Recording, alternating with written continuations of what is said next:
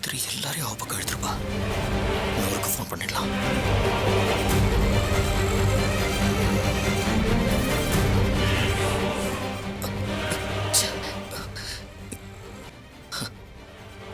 என்ன பண்றதுன்னு புரியலையே.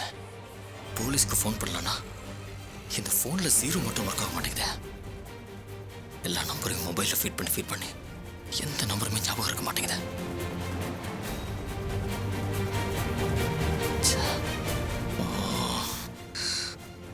என்ன பண்றதா? எந்த நம்பரும் ஞாபகம் வர மாட்டேங்குது. ரேண்டமா ஏதாவது ஒரு நம்பருக்கு ஃபோன் பண்ணி ஹெல்ப் பண்ணுங்கன்னு கேட்டுலாம். வேற வழி இல்லை.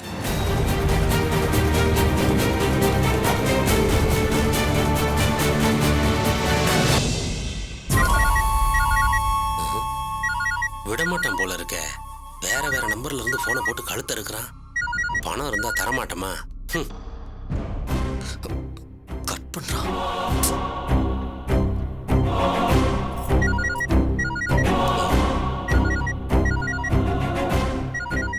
கடங்காரன்னா ஒரே நம்பர்ல இருந்து கூப்பிட மாட்டானே.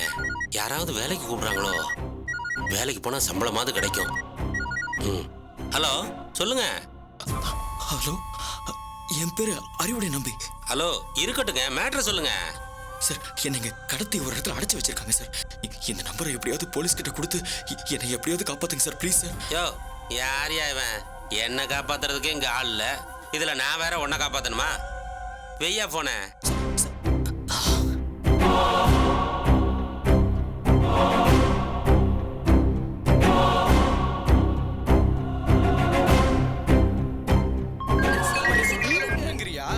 ஹலோ ஹலோ, யாருங்க? நான் கபாலிடா. டேய், நீ யாரு? எதுக்கு இவ்வளவு மெதுவா பேசுற? டேய், டேய், நான் ஒரு ஆபத்துல இருக்கேன்டா.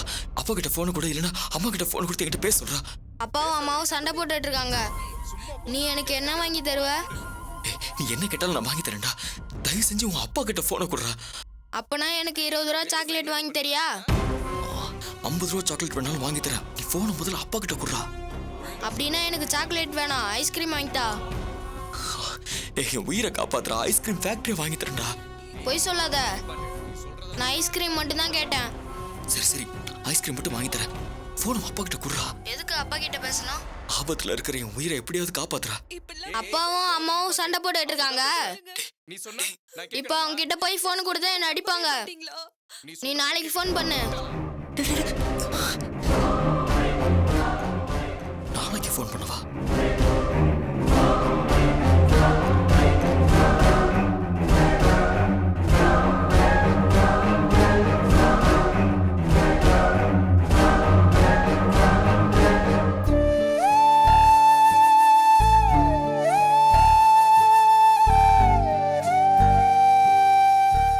என்ன சம்பூரணம்?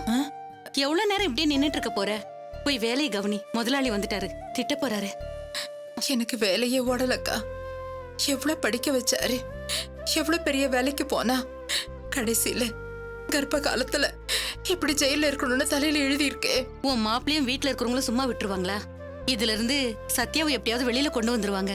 ஆமா, நீ இலையை வெட்டிட்டியா? வெட்டி வச்சிட்டேன்க்கா. வேஸ்ட் எல்லாம் எடுத்துட்டு போய் குப்பை தொட்டியில போட்டுட்டு வந்துரு. என்ன?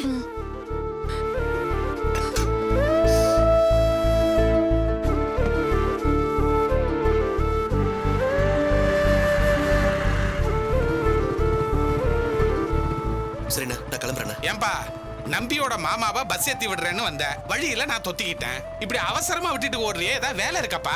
இல்லைண்ணா, சத்யா விஷயமா என்ன பண்ண போறேன்னு தெரியல. போலீஸ் ஸ்டேஷன் போய் எஸ்ஐ கிட்ட பேசணும். ஏதாவது இம்ப்ரூவ்மெண்ட் இருக்கான்னு பார்க்கணும். ஏ பிரகாஷ், இருப்பா, நானும் உன் கூடவே வந்துடுறேன்ப்பா. லட்சுமி அக்கா என் வேலை விஷயமா வர சொல்லி இருக்குது. அதிகபட்சம் 5 நிமிஷம் தான். நீயும் உள்ளவாப்பா. இல்லைண்ணா, நான் எங்கேயே வெயிட் பண்றேன். நீங்க போயிட்டு வாங்க. ஏன்பா, சம்பூர்ண அக்கா உள்ளதான்ப்பா இருப்பாங்க. அவங்கள பார்த்து ஆறுதலா 2 வார்த்தை பேசிட்டு போயேன். என்னை பார்த்து அவங்க அழுதுருவாங்கண்ணா. ரொம்ப துக்கத்துல இருக்காங்க. அவங்க புலம்புனா நானும் அழுதுருவேன். நான் எங்கே இருக்கேன், நீங்க போயிட்டு வாங்க. சரிப்பா. அக்கா, மாப்பிள்ள,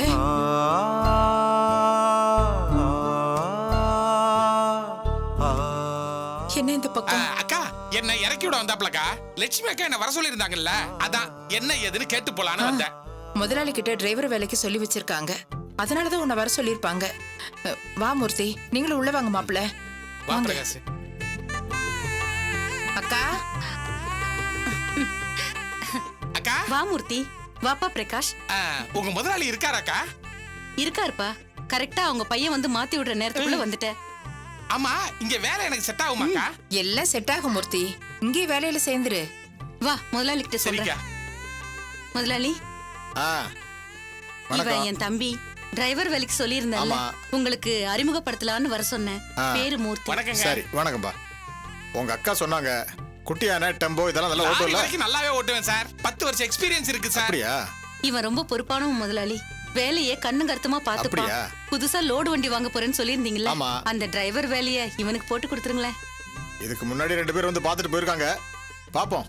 போறப்போ மேனேஜரை பார்த்து உன்னோட எக்ஸ்பீரியன்ஸ் லைசென்ஸ் காப்பி எல்லாம் கொடுத்துட்டு சரிங்க போப்பா. சார். போய் பாரு.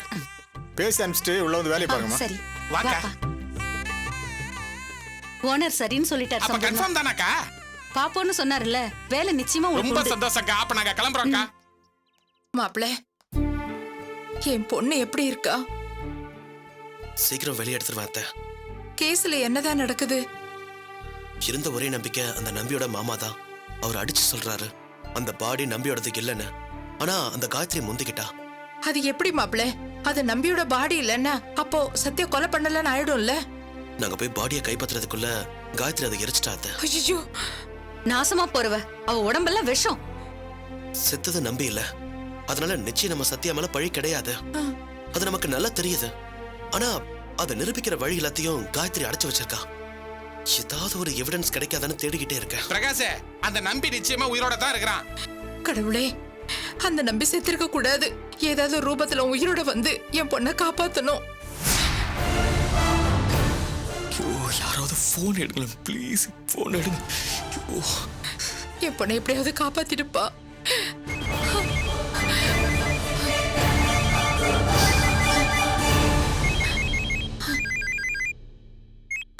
ஹலோ, யார் பேசுறீங்க?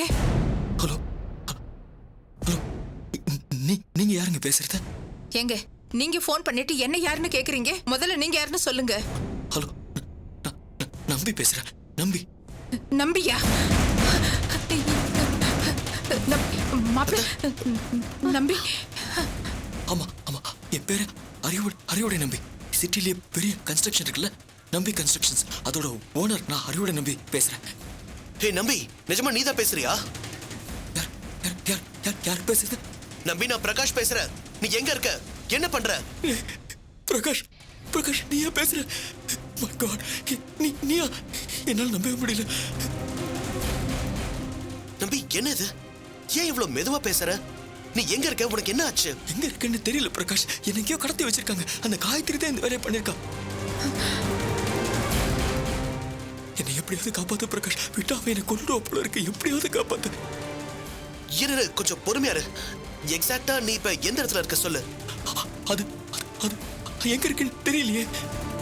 டேய், ஏதாவது ஒரு லேண்ட்மார்க், ஏதாவது ஒரு சின்ன விஷயம், ஏதாவது ஒண்ணு யோசிச்சு சொல்லு.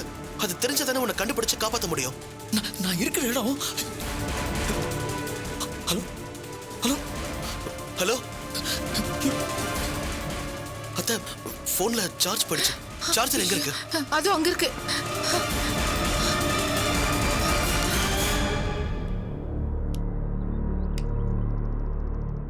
சார்ஜ் போட்டு வைக்க மாட்டீங்களா? 2 நாளாச்சு சார்ஜ் போட்டு. நான் எங்க போன் பேசுறேன்? நம்பிதான், நம்பியோட குரல் தான். ஆனா காயத்ரி கடத்தி வச்சிருக்கான்னு சொல்றான். எங்க வச்சிருக்கான்னு தெரியலையே.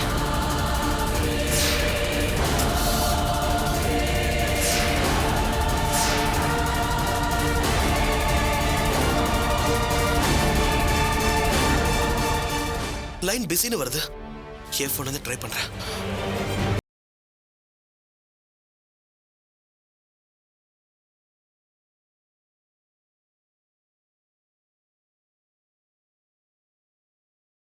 பிரகாஷ், இப்ப என்னப்பா பண்றது? லைன் பிஸின்னு வருதுன்னு என்ன பண்றதுனே தெரியலையே. ச்சே. கை கெட்டினது போச்சு என்ன. ஆனா வாங்க, நம்ம போலீஸ் ஸ்டேஷன் இப்ப போலாம். அங்க போய் என்னப்பா பண்ண போறோம்? இல்ல, எஸ்ஐ கிட்ட இந்த நம்பரை கொடுத்தனா அவர் அட்ரஸ் கண்டுபிடிச்சு அதுவும் கொடுத்துருவாரு. சரிதான். அத வரத வரக்கா.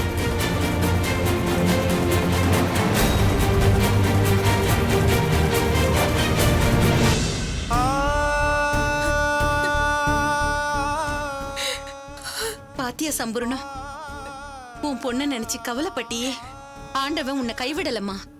எப்படியோ நம்பி உயிரோடு இருக்கான்னு தெரிய வந்துருச்சுல. இனிமே சத்யா வெளியில வந்துருவா. நீ கவலைப்படாத, தைரியமா இருமா. அந்த ஆண்டவனுக்கு தாக்கா நான் நன்றி சொல்லணும்.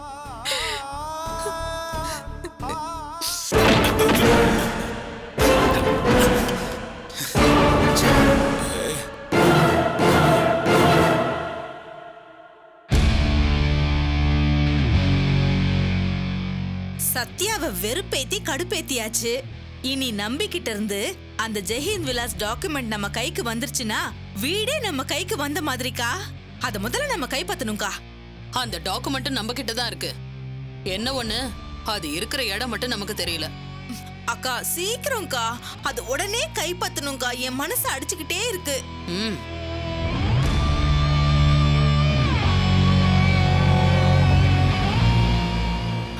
அக்கா மாமா கார் போகுதுக்கா. ஆபீஸ் போறார் போல. அவர்கிட்ட ஒரு முக்கியமான விஷயம் பேச வேண்டியிருக்கு.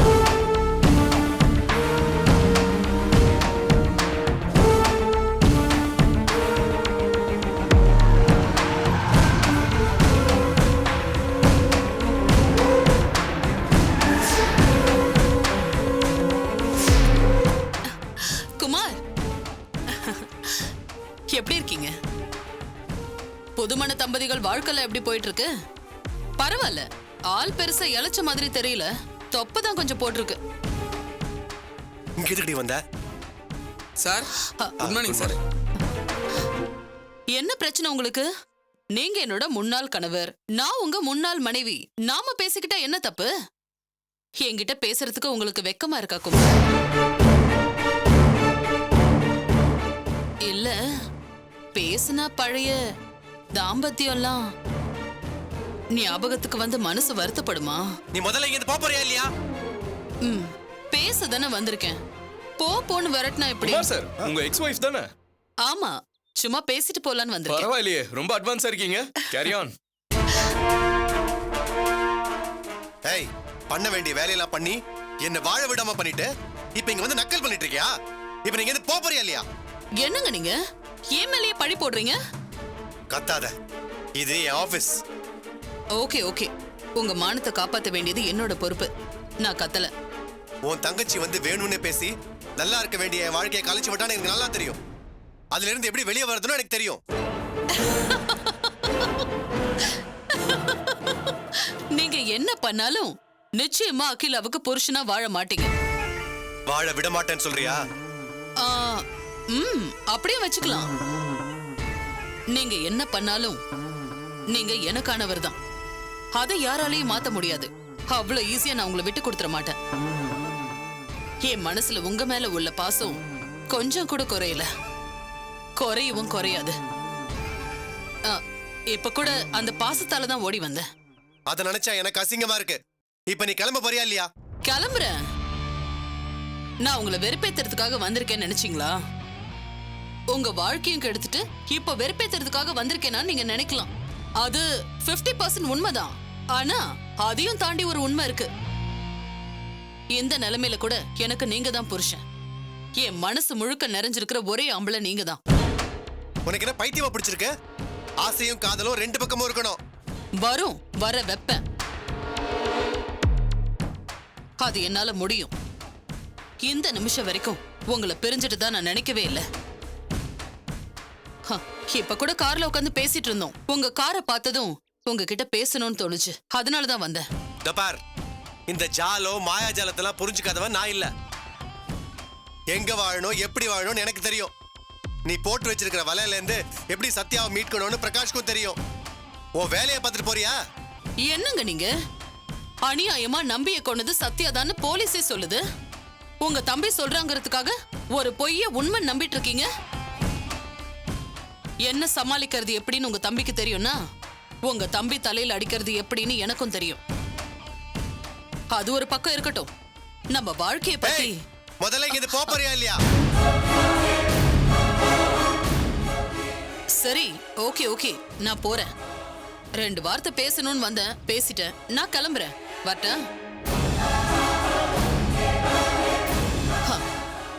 குமார்,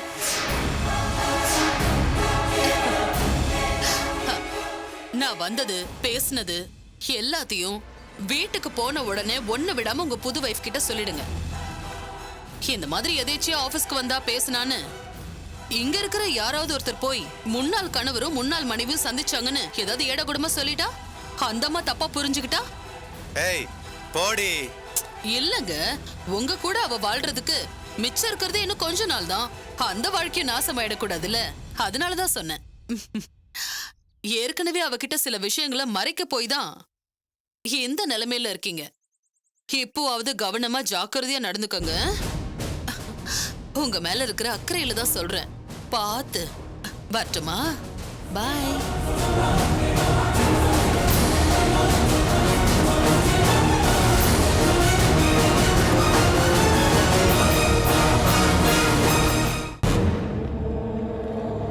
இதாங்க கொடுங்க சார். ஓகே சார் நம்பி உயிரோட தான் இருக்கா சார்? செக்யூரிட்டி கால் அனுப்பிடுறேன் sir. Okay sir. Thank you sir. என்ன பிரகாஷ், நம்பி உயிரோட இருக்காரா? ஆமா சார், நம்பி உயிரோட தான் இருக்கா. இம்பாசிபிள். நீங்க பாத்தீங்களா? நாங்க பார்க்கல சார், ஆனா என்னது கேட்டிங்களா? ஒண்ணுமே புரியலையே சார். என் மாமியார் ஒரு மெஸ்ல வேலை பாக்குறாங்க, இவரோட அக்காவும் அதே மெஸ்ல தான் வேலை பாக்குறாங்க. இவருக்கு வேலைக்கு ஏற்பாடு பண்றதுக்காக அங்க போயிருந்தோம். அப்ப என் மாமியாருக்கு ஒரு போன் வந்தது சார்.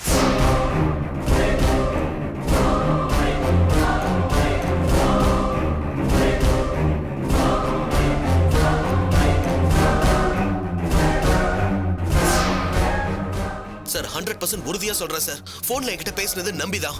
அது அவனோட குரல் தான். மரண பயத்துல இருக்கான். காயத்ரி கடத்தி வச்சிருக்கான்னு சொன்னா, காப்பாத்துங்கன்னு கதறினா. சார் அவனுடைய குரல்ல அப்படி ஒரு பீதியை நான் கேட்டதே இல்ல சார். நிச்சயமா அது நம்பிதான் சார். அப்படின்னா அவர் எங்க இருந்து பேசுறாருன்னு கேட்டிருக்கலாமே.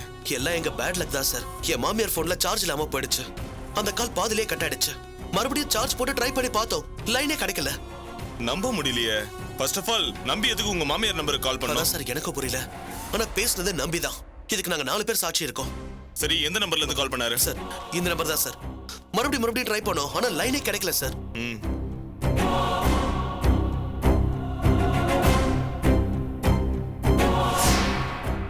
எந்த ரெஸ்பான்ஸ் இல்லையே. எடையா சார், கண்ட்ரோல் ரூமுக்கு உடனே கால் பண்ணுங்க. இது லேண்ட்லைன் நம்பர் தான். இது எந்த அட்ரஸ்ங்கிற டீடைல் உடனே வேணும், ரொம்ப அவசரம். Okay sir. என்ன பிரகாஷ் இது? தலையும் புரியல வாலும் புரியல. நம்பி உயிரோட தான் இருக்காருன்னா அந்த பாடி யாரோடது? அது நம்பியோட பாடியே இல்லன்னு நம்பியோட மாமா சொல்றாரு சார். அதுவும் இப்ப நம்பி உயிரோட இருக்கிற செய்தியும் ஒத்து போகுது இல்ல. அப்ப நிச்சயம் நம்பி சாகல சார். வேற யாரோட பாடியையோ அந்த காயத்ரி நம்பியோட பாடின்னு நம்மள ஏமாத்திருக்கா. அவ்வளவு பெரிய கிரிமினல் அந்த காயத்ரி. அப்கோர்ஸ் அப்ப நம்மளுக்கு அவங்கள விட்டா பாடி அடையாளம் கட்டுறதுக்கு யாருமே இல்ல. முகம் வேற செதஞ்சு போயிருந்தது, உடம்பு கொஞ்சம் ஊதி போயிருந்தது. டிஎன்ஏ டெஸ்ட் எடுத்து பார்க்கலான்னு பார்த்தா அந்த நம்பிக்கை ரத்த சொந்தம் யாரும் இல்ல சார். இதையெல்லாம் மனசுல வச்சுதான் சார் அந்த காயத்ரி அப்படி பண்ணிருக்கணும். யோசிச்சு பாருங்க சார், இந்த மாதிரி கேஸ திசை திருப்பி விட்டதுனால அவளுக்கு ரெட்ட லாபம் சார். நம்பிய ஒழிச்ச மாதிரியும் ஆச்சு, பிரகாஷ் குடும்பத்தை மாட்டி விட்டு பழி வாங்கின மாதிரியும் ஆச்சு சார். நம்பியும் காயத்ரியும் கூட்டு கலவாணின்னு சொல்றீங்க. எல்லா கிரிமினல் ஆக்டிவிட்டிஸ்லயும் 2 பேரும் பார்ட்னர் வேற சொல்றீங்க. அப்புறம் எதுக்கு காயத்ரி நம்பி அடைச்சு வச்சுட்டு இந்த மாதிரி நாடகம் ஆடணும்? என்னால அதுக்கு கிளியர் கட்டா பதில் சொல்ல முடியல சார். ஆனா காயத்ரி தான் ஜெயிக்கணும்னா யார வேணாலும் பலி கொடுப்பா. ஏதோ மூர்த்தி இருக்காரு, அவளோட சொந்த தங்கச்சி புருஷன். இவரே ஒரு தடவை கொல்ல முயற்சி பண்ணவா அவ. ஒரு தடவை இல்ல பிரகாஷ், 2 தடவை சார். இதுல கொடுமை என்னன்னா, என் பொண்டாட்டி இவ்வளவு நடந்தோம் அந்த துரோகி கூட கூட்டு வச்சிருக்கிறா சார். அந்த காயத்ரி ஜெகச்சால கில்லாடி சார். யார வேணாலும் பிரெயின் வாஷ் பண்ணி எப்படி வேணாலும் தன் பக்கம் இழுத்துருவா சார். இந்த மாதிரி எல்லாம் பண்ணிருந்தா காயத்ரி பண்ணது மிகப்பெரிய அஃபென்ஸ். போலீஸ் டிபார்ட்மெண்ட்டே ஒரு சம்மந்தம் இல்லாத பாடியை காமிச்சு நம்பின்னு ஏமாத்திருக்கா. அது மட்டும் இல்ல சார், எதிர்காலத்துல அதால எந்த பிரச்சனையும் வந்துடக்கூடாதுன்னு அந்த பாடியை எரிக்கவும் செஞ்சிருக்கா. இப்போ அந்த பொணம் நம்பி இல்லன்னு நம்பியோட மாமா அடிச்சு சொல்லிட்டு இருக்காரு. அதை கிராஸ் செக் பண்ணி பார்க்க கூட இப்ப அந்த பாடி இல்ல. அவரோட கிரிமினல் தனம் இப்ப உங்களுக்கு புரியுதா? பயங்கரமான புத்திசாலித்தனம் தான் இது. நீங்க சொல்ற லாஜிக் மட்டும் உண்மையா இருந்தது, அந்த காயத்ரி வசமா சிக்கனா வெளியே வர முடியாத அளவுக்கு கேஸ போட்டு உள்ள தள்ளிடுவேன். திரும்பவும் சொல்றேன் சார், என் சத்யா நிரபராதி. காயத்ரி தான் அவன் மேல அபாண்டமா பழைய போட்டிருக்கா. சத்யா வெளியே வரதுக்கு நீங்க தான் சார் ஹெல்ப் பண்ணணும்.